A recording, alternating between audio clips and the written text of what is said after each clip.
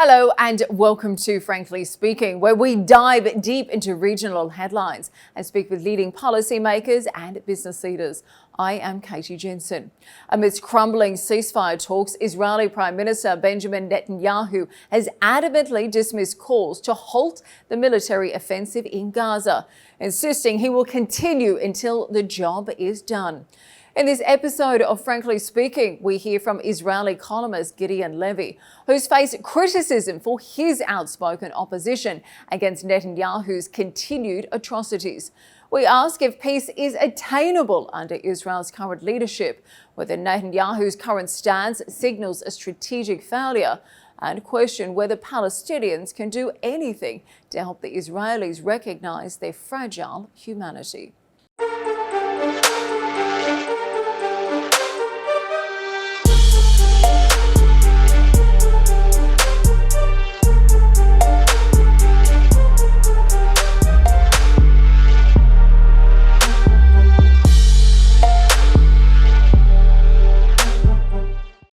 Mr. Levy, thank you for joining us on Frankly Speaking. Now, for a long time, you have been critical of a number of Israel's policies, particularly regarding the ongoing occupation of the Palestinian territories. Now, post-October 7, you have continued to criticise Israel regarding the occupation and frankly, its disproportionate response to the war in Gaza. Now, this is despite you facing a lot of harsh criticism yourself, a lot of cyberbullying online too. So, frankly speaking, do you ever feel like you are being unpatriotic for criticising your own country? You know, I don't ask myself this question. I ask myself, do I say what I believe? And do I inform my readers what I see? And the answer is in both cases, yes. I say what I think and I inform what I see in all my endless trips to the occupied territories, trying to, whistle in the darkness and telling the Israelis a story that they don't want to hear and a reality which they don't want to know. Is it pleasant? Not the question. Am I a patriot? I'm very attached to Israel. I was born here. I never thought leaving Israel. I don't know what does it mean being a patriot. I care about Israel, yes, but not only about Israel. Well, I read an interesting article you'd written recently in Haaretz, and I know you were calling for the world to be able to force peace on Israel. But I have to wonder, how does that work in reality? How can the world implement peace on Israel, given Israeli Prime Minister Netanyahu is a democratically elected leader who remains in power? He said he has ruled out completely any sign of early election. And meanwhile, we also have an army that clearly believes it is doing its duty by protecting its people and releasing hostages. Let me, Katie, correct you slightly. I didn't say to impose peace on Israel. I think that the world should impose ending the occupation on Israel. And here, being a democratic country is questioned at all. So you cannot tell the world, listen, don't interfere, it's our domestic problems, because it's not domestic, it's about ruling another people in quite a brutal way. And you cannot say we have our own democracy, don't interfere, because it's not a democracy. Because under the rule of Israel, there are today two peoples equally in their size. One people has all the rights in the world, and the other doesn't have any rights whatsoever, including part of them who don't even carry citizenship. So the only way to change it is only from the outside. It will never change from within Israel. Israelis will not wake up one shining morning after so many years of occupation and say, oh, this occupation is not so nice, let's change it. This will not happen. And it is the duty of the world, like it did with South Africa. By the way, in South Africa, nobody claimed that it's interfering domestic issues or interfering the South African democracy, because there was no South African democracy. There was a democracy for the whites. And here we have a democracy for the Jews. And therefore, it's not only the right of the world to interfere, it is the duty of the world to interfere, and the sooner the better. Okay, so you say we're not going to see that internal change, that internal pressure come from within. But I think it is noteworthy. We have seen a number of protests in the streets of Israel in recent days, in places like Tel Aviv and Jerusalem as well, and potentially the largest protest since the war began, protesting against Netanyahu.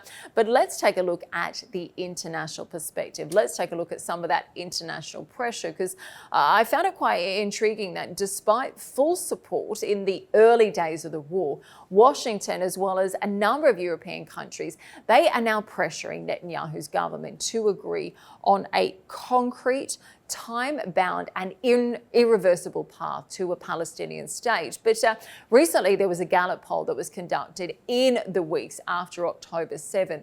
Now, 1 in 4 Israeli adults, they currently support the existence of an independent Palestinian state, while most, I think about 65%, they oppose it. Now, that's important because this is almost a complete reversal of where they stood on this issue a decade ago, when twice as many Israeli adults supported an independent Palestinian state. So, Mr. Levy, with such a climate, how can any talk or any efforts be aimed at a lasting peace actually prevail? First of all, I'm not sure we will benefit a lasting peace. I am calling for justice, not for peace. Peace will be, maybe, peace will be the bonus that we will get out of it. But I'm not sure the two peoples are ready for peace. But there is one people who deserves justice. And this must be pushed by the world.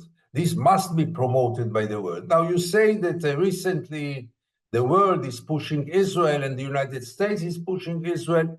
Let me question even this. Yes, there is a lot of talkings. There are a lot of talkings going around, condemnations, resolutions, rules, hearings, many, many things. There's only one thing lacking, and this is actions. This is taking measures. The world never took real measures, and the United States in particular never took any measures to promote its interests, to promote its ideas, to promote its interests. The United States claims that it wants to see this war ended. And in the same day, they are supplying Israel with more ammunition and more arms. What should Israel learn out of it?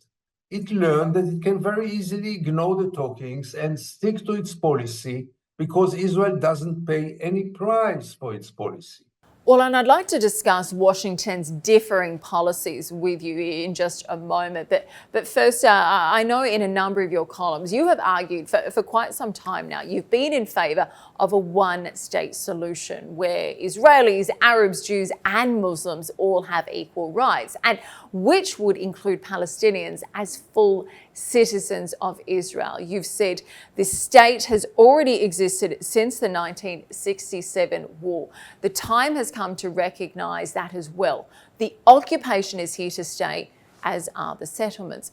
But Mr. Levy, I think most Israelis would say the view is frankly delusional, as it would bring an end to the Jewish majority. So how can you convince them that a one-state solution would be in their best interest, even under the current conditions?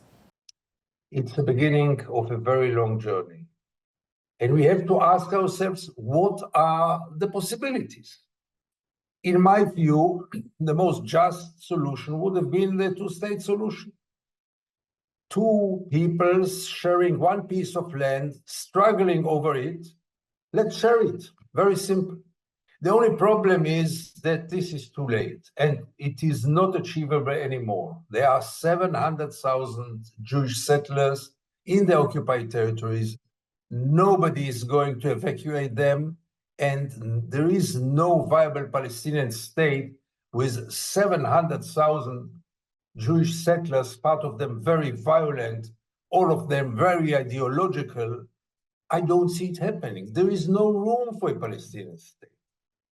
And then we have to ask ourselves, okay, so what do you suggest? If not a two-state solution, what is left? Only the one state. And the one state, as you rightly mentioned, is existing now for 55 years. The only problem about it that it's not a democracy. The only thing we have to do now is to change its regime, namely to turn it into a democracy. And yes, surprise, surprise, in a democracy, all inhabitants and all citizens are equal. Yes, there is something like this. This is democracy. And I understand the price. I understand the pain about losing a Jewish state and turning into a binational state. But I have to tell my fellow Israelis, you can't have it all. If you wanted a Jewish state, you had to pull out from the occupied territories a long time ago. If you want a democratic state, you should give up the Jewish state, because you cannot have it both, because there are two peoples here. Either you are an apartheid state or you are a democracy. We don't have a third way right now. So the one state is there, and now let's ask ourselves, do we want it as an apartheid state or do we want it as a democracy? I don't see a third way left, unfortunately so. And the road will be very, very long until we'll reach it, but we have to start to talk about it. We have to start to dismantle it, because today it sounds like a terrible demon. And I think that the present reality is the real demon, is the real nightmare, is the real hell, and anything else will be better. Well, it feels like neither of them are a real option at the moment. We're simply left with a stalemate. I think particularly when we consider Netanyahu's recent comments, he's been talking about continuing the military offensive in Gaza, saying he will continue the war until he gets the job done. And in recent days, we've seen him reject appeals for not invading Rafah. He said, those telling us not to enter Rafah are essentially saying lose the war. So do you think that Israel, despite gaining control of Khan Yunis, northern Gaza, southern Gaza, at a tremendous cost of Palestinian lives, has already lost the war? Because Rafah's capture seems likely to deliver neither the remaining hostages nor the dismantling of Hamas. I ask myself a very simple question. Is Israel in a better position today than on the 6th of October? And the answer is very clear. No. Israel is in a much worse condition right now, diplomatically, internationally, economically. The mood in Israel is at its lowest ever.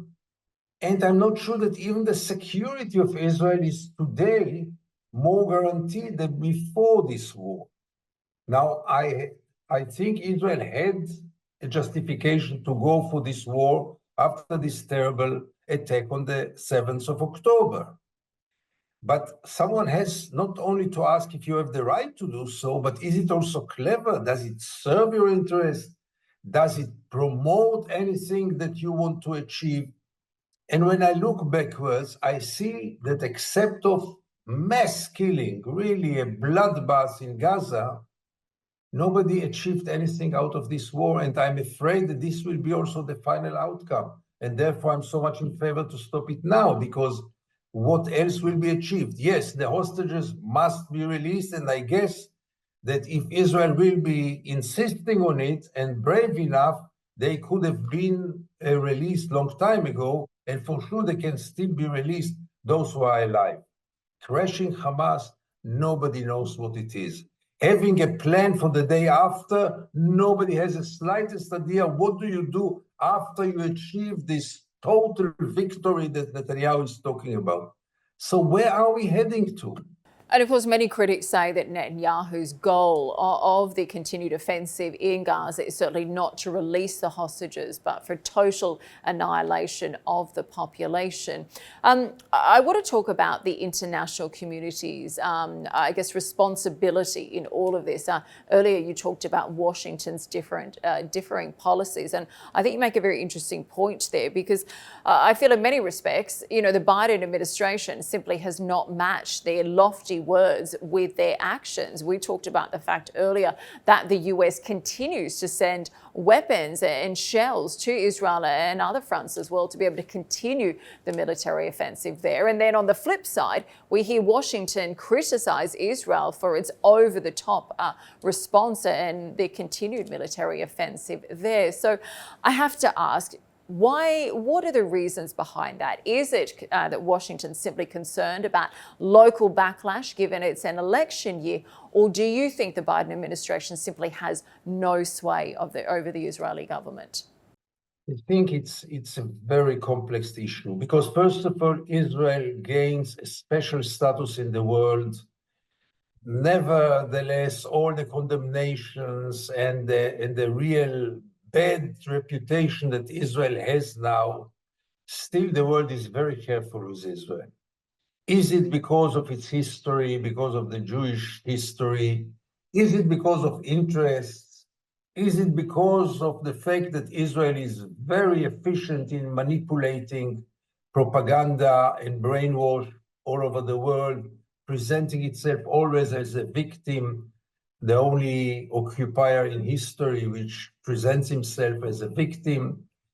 There are many reasons to this. By the end of the day, we have also to remember that both the Biden administration and many in the West and even in the Arab world would be quite happy to see Hamas being crushed.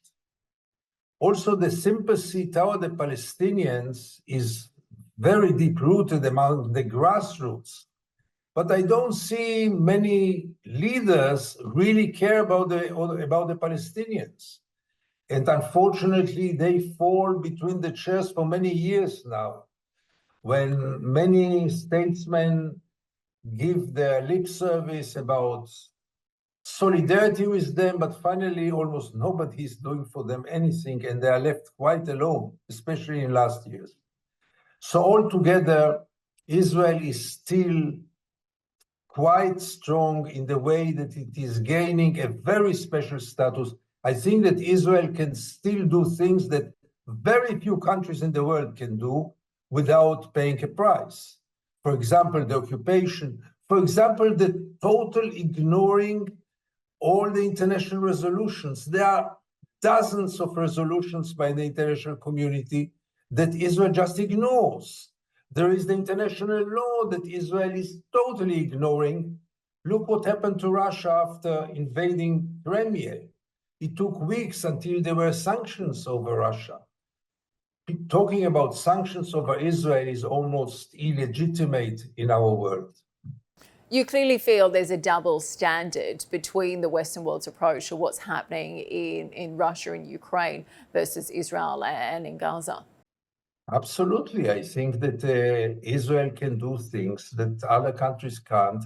I think that on one hand, the world is criticizing Israel much more than any other country. This is true. But on the other hand, the world does not take any measures toward Israel, same measures which were taken toward Russia, toward many other countries who violated the international law.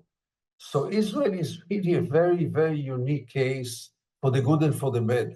And of course, we have seen recent action in the ICJ. We have seen South Africa certainly standing up, but you are correct. A number of other Western countries have fallen silent. And as we know, these cases are typically very lengthy and very difficult to enforce. But I want to ask you on a personal note. Obviously, you were born in Israel. You've lived there, I believe, for all of your life. So obviously, you know Israelis very well. I'd be interested to ask, what is it that Palestinians can do to make the needed change in order for Israelis to recognize their humanity?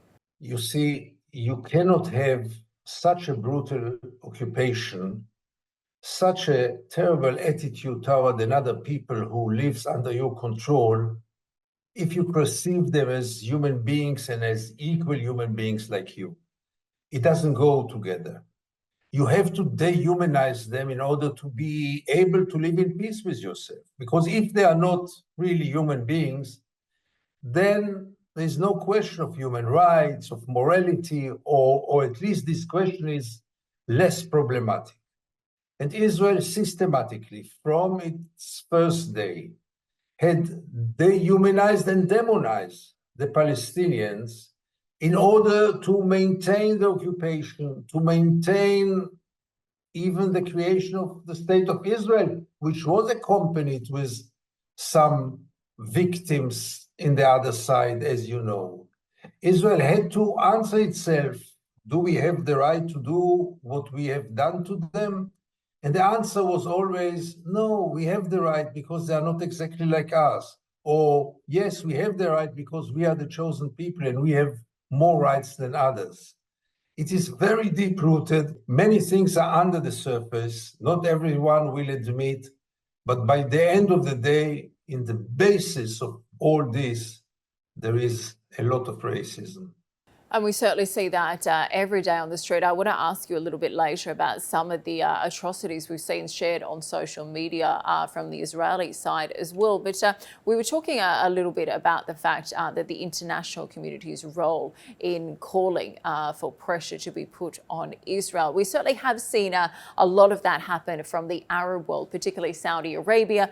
They have made a normalization deal with Israel being conditional on the establishment of a Palestinian state. Now, Benny Gantz has come out in recent days saying the Saudi peace deal is a top priority. He says it's something that he is personally working on.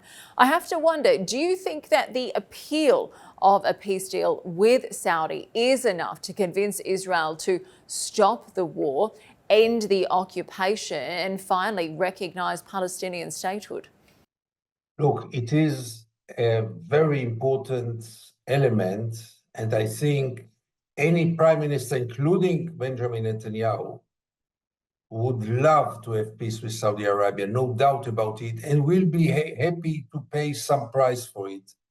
But I don't see them crossing the Rubicon and paying any price or paying in a price of putting an end to the occupation. This will contradict, and I think that all the candidates for being prime ministers in Israel, not only Netanyahu, also in the opposition, would still prefer to maintain the occupation rather than to have normal relationship with an important country like Saudi Arabia. And maybe they also hope that, like in the Abraham Accord, in which they got quite a good deal with some quite interesting and important Arab states, namely the Emirates and Bahrain and Morocco, without changing the policy toward the Palestinians, only by all kind of lip services for this.